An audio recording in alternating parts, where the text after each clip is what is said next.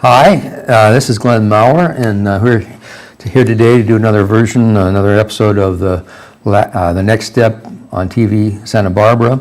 This show, as others, will be available, always have been, will be available on Ustream and YouTube, and you can Google the Next Step TV SB, the Next Step TV Ustream, Next Step TV YouTube, and find this show and other episodes that we've recorded over the last year or so. Today we're going to talk about, title on the screen, The Death of Capital Punishment, an attempt to be provocative. I'm supposing that maybe as a civilized nation we are headed toward the idea that we will no longer support capital punishment in the United States. The United States is one of the few remaining westernized countries in the world that actually purports to impose the death penalty, does impose the death penalty, but the European Union and other civilized countries have gotten rid of it, and I think maybe we're headed there. The question is, how do we get there? So there are lawyers who have been fighting death penalty cases. There are politicians who fight it. The general public is not that supportive of it in many ways. But the way it may come to a halt is in litigation. And I think we should look at a really interesting case that just came out of the California Central District Federal Court called Jones versus Chappell. And here today to look at this Jones versus Chappell case, I have with me Robert Land here. Robert is a criminal law specialist, longtime criminal defense attorney.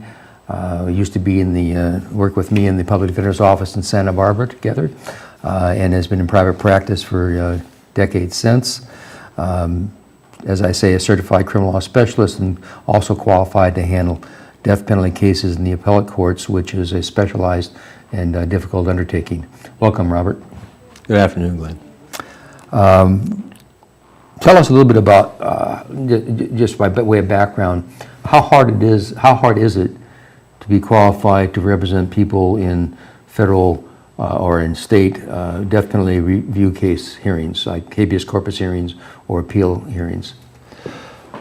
It's more difficult now than it used to be. When I say that, lawyers before were recruited who didn't necessarily have the requisite experience to do it. Mm-hmm. The national standards have definitely tightened up over the last couple of decades. I say that because in the South, 2/3 of cases were being reversed by federal courts. Lawyers that were trial lawyers, as well as appellate lawyers, who in the South were being paid something like $500 for a death penalty appeal. That's why the reversal rate was so high. Finally, nationally, the ABA and the legal community decided there needed to be standards put in place. How hard is it? You've got to start somewhere, so lawyers start doing murder cases, and then they do capital cases as second counsel. So since I've begun practicing, my first case that I worked with a criminal defense lawyer with over 30 years ago was a capital case. I assisted him.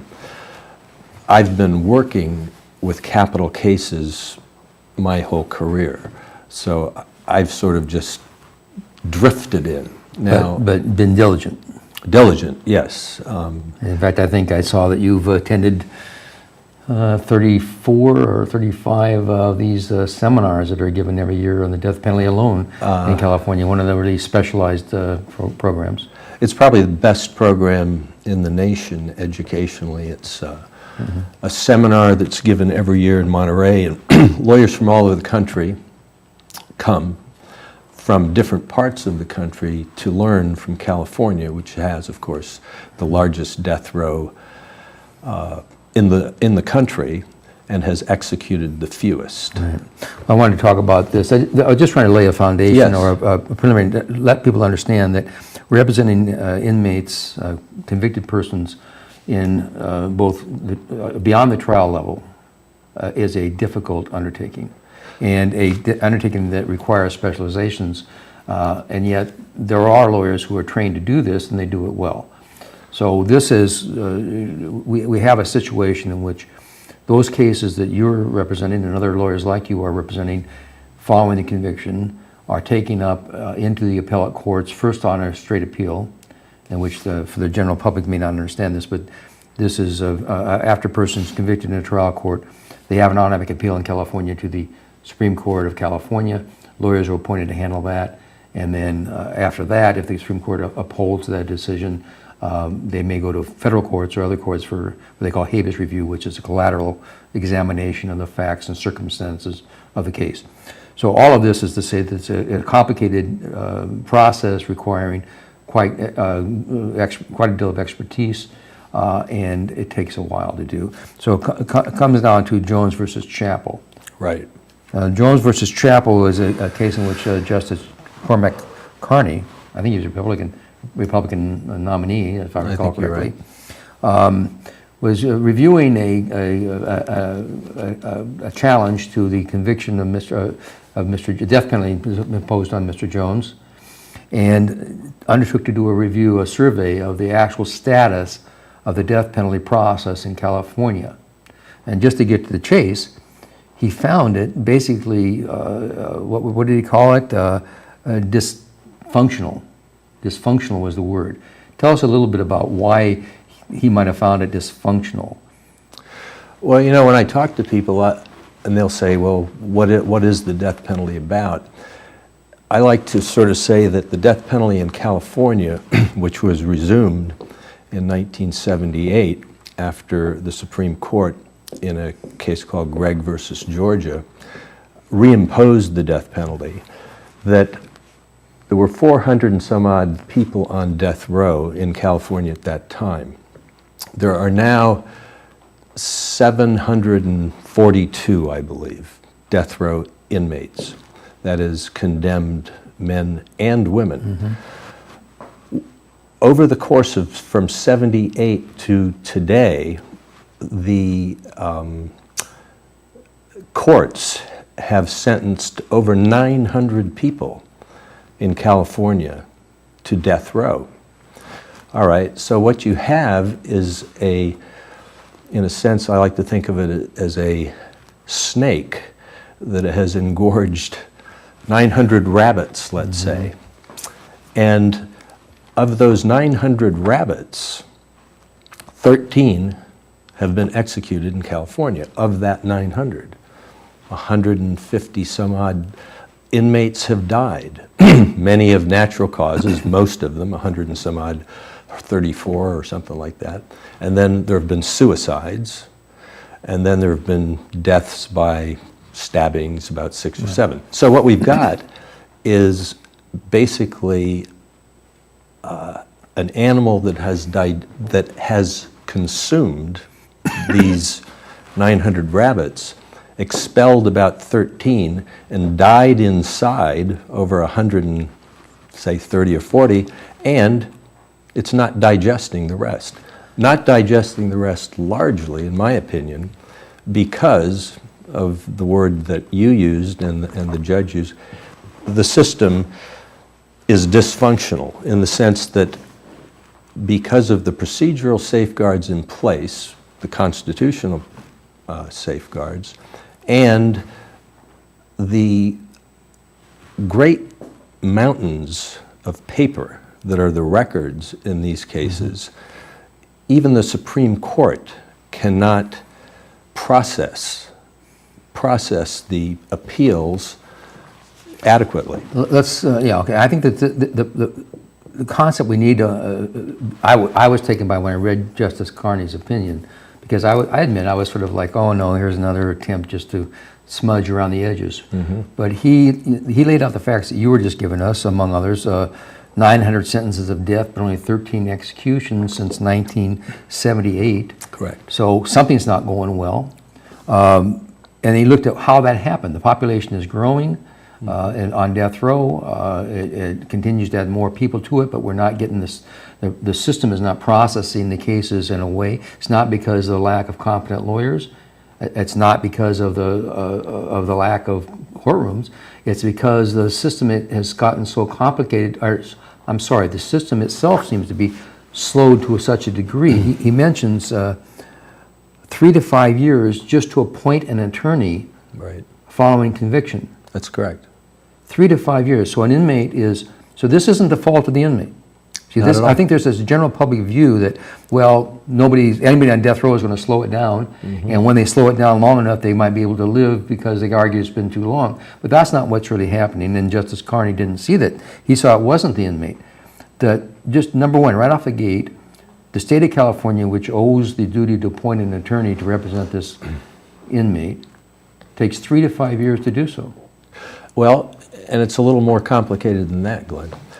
What we have now is about 300 and some odd inmates who are not represented on the habeas portion. I'm just getting to the first stage. This The direct lawyer. appeal. Correct. Correct. Okay, and then after they get that attorney, Right. it's another 4 years to get the case filed because of the volume of work you've mentioned, Or longer. or longer.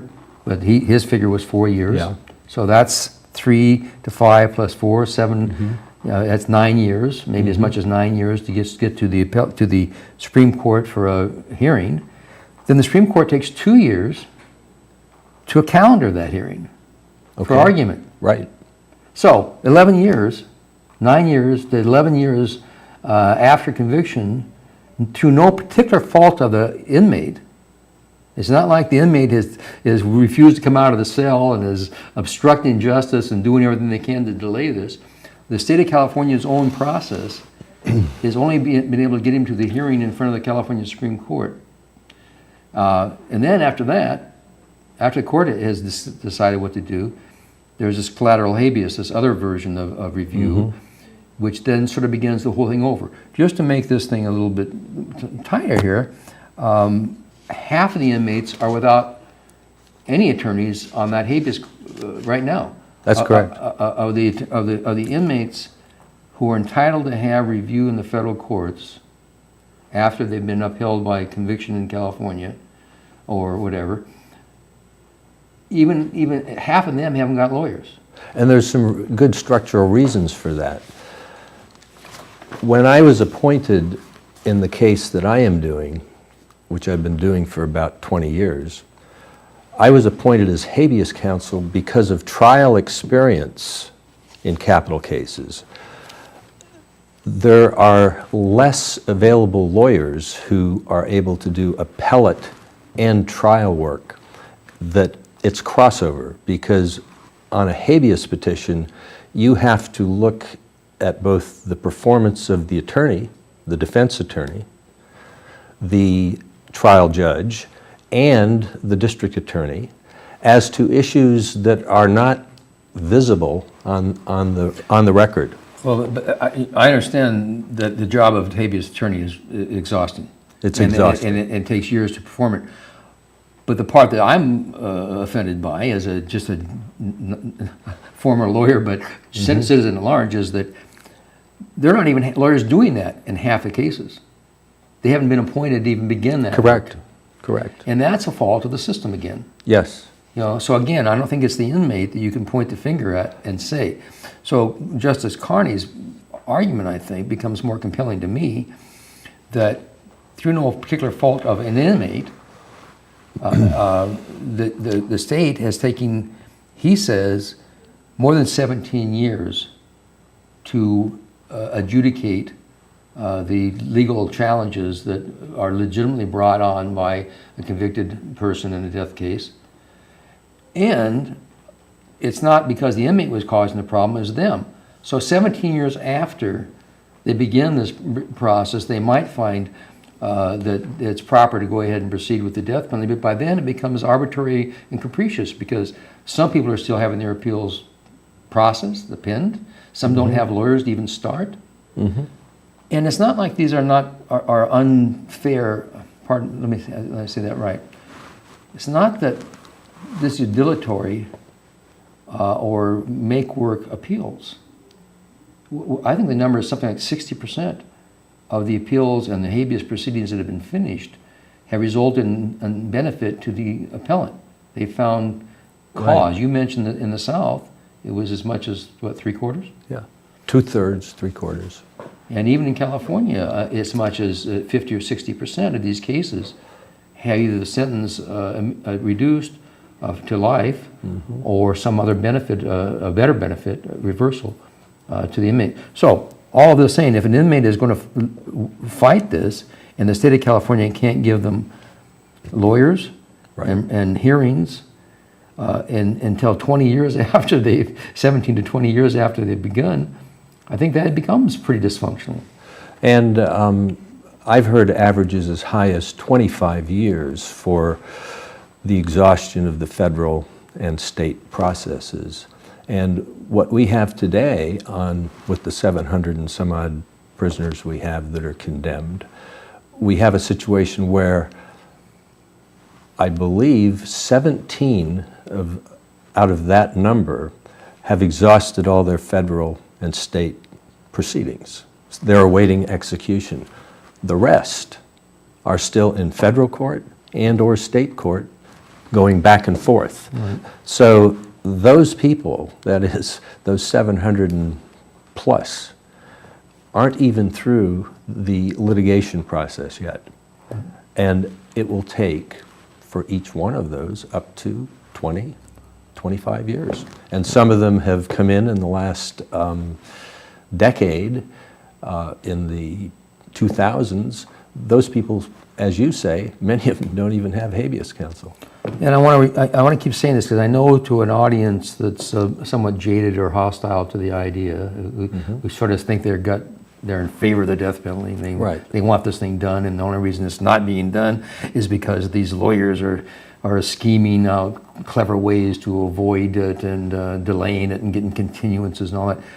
These faults are inherent in the system that the state is implementing, not the defense lawyers. If you don't appoint an attorney to represent somebody for 4 years, it's not the inmate that did that. Correct. It's not the inmate's lawyer that did that. It's the state. And if the state is trying to take his life, but is also not proceeding expeditiously to do so, this is part of what we would call due process, or there should be some certainty and reliability of the system that is in place to take a person's life. And if that isn't reliable, if it's so delayed and herky-jerky, that then becomes questionable about whether it should exist at all. Right, and I agree with that. Well, this is what the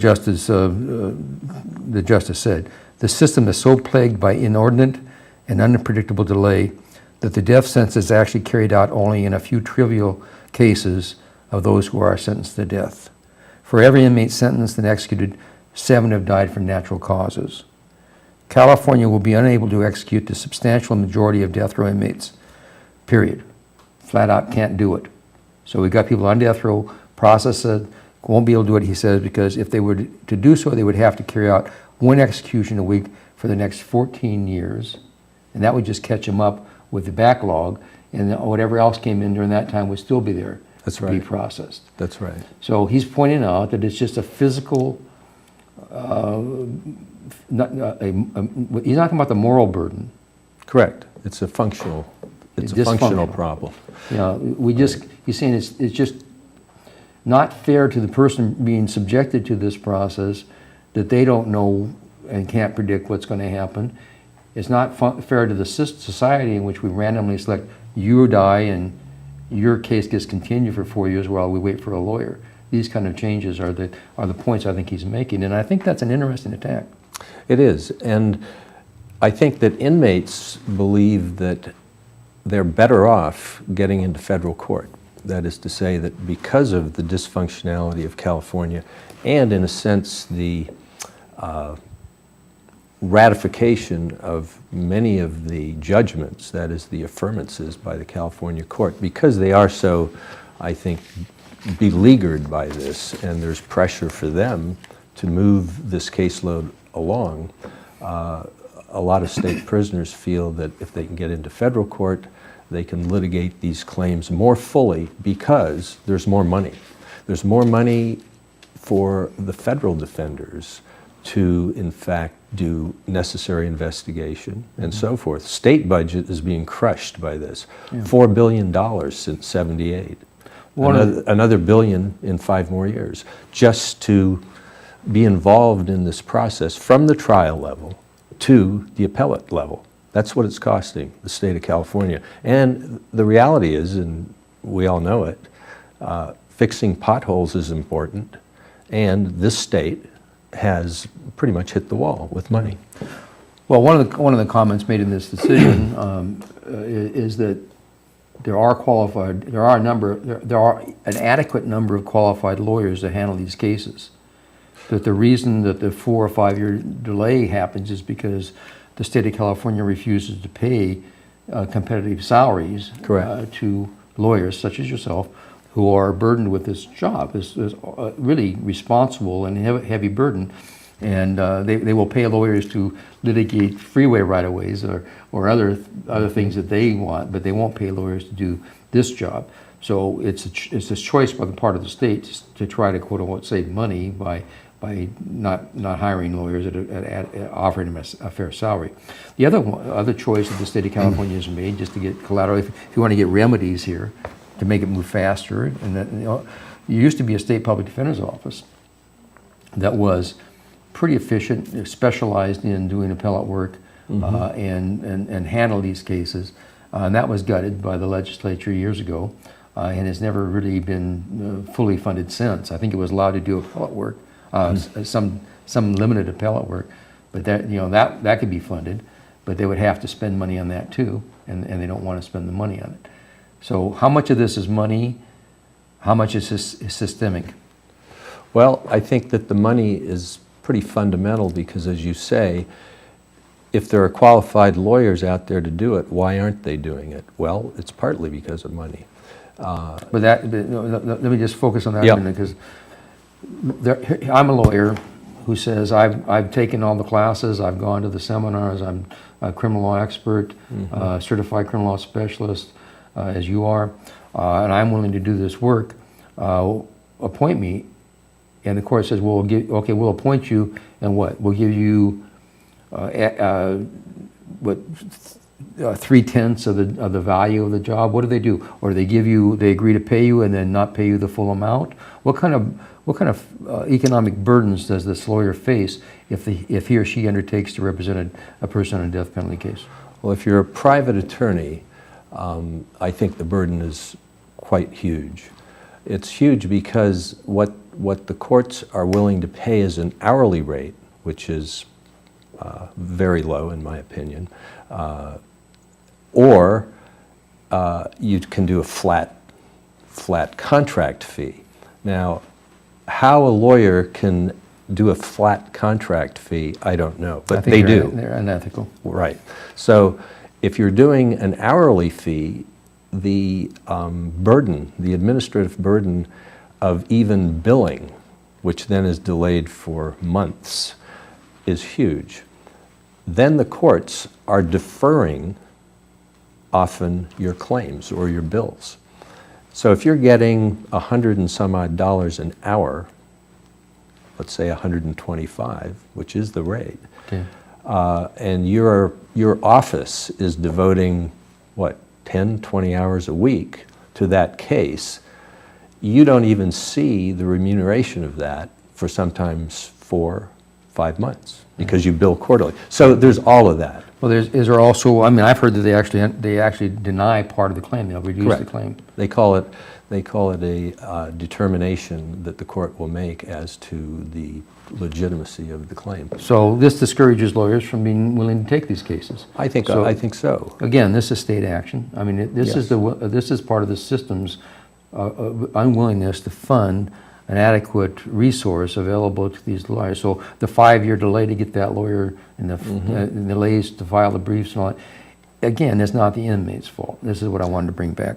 So anyway, let's talk a little bit in the few minutes we have left about whether or not there is going to be a death penalty in the future of the United States and of states like California. You have any opinions about where public opinion is headed there? Well, I'd say that public opinion is pretty split right now. I'm not sure that there's been a lot of movement, but I think if there has been movement, I think it's been more to the side of perhaps it's time to quit. I think certainly the justices themselves. I think that people in the justice systems and judges have, I think they are perhaps the most conscious of how dysfunctional, Arbitrary. and they're involved in it. And who I think was prophetic was Justice Blackmun, and he said in an opinion back in '94, I believe.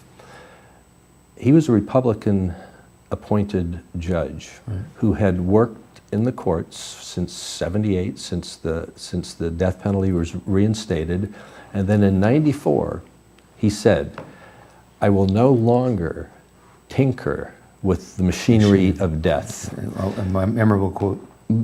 Totally, and it was not only articulated in such a way that the words rung, but it was a prophetic voice, because he could see no way out of the legal conundrum of fairness, and then the kind of lethal lottery that the death penalty has become. Yeah, no, it's a lottery, and that's a good word for it. I think Justice Carney's comments were basically that it's a lottery.